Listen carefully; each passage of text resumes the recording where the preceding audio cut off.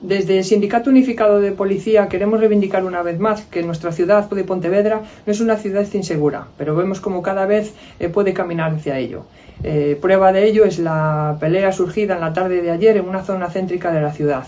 Una zona donde es asidua la frecuencia de niños jugando en las inmediaciones de un colegio.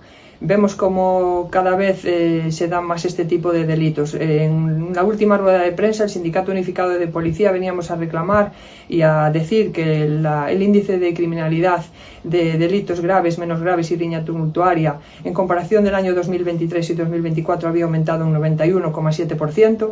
Reclamábamos el aumento de personal por un catálogo desfasado desde el 2008, sin especialidades.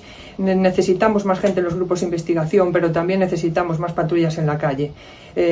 Últimamente tenemos el problema de que cuando los presos que bajan del hospital, en lugar de ser ingresados en la unidad de atención que tenemos en los hospitales para ello, son ingresados en habitaciones convencionales, lo que detrae patrullas que han de custodiarlos en detrimento de las patrullas que han de patrullar en la calle y responder a este tipo de delitos. Necesitamos y venimos reclamando ya desde hace años la unidad de prevención y reacción en Pontevedra, una unidad totalmente especializada y que realizaría labores de prevención, controles en la ciudad, puntos negros y que por los medios que utiliza y su forma de trabajar nos ayudaría muchísimo en la ciudad. Y por lo tanto necesitamos una vez más reivindicar la unidad de prevención y reacción, más patrullas y una mayor dotación de personal en la comisaría de Pontevedra.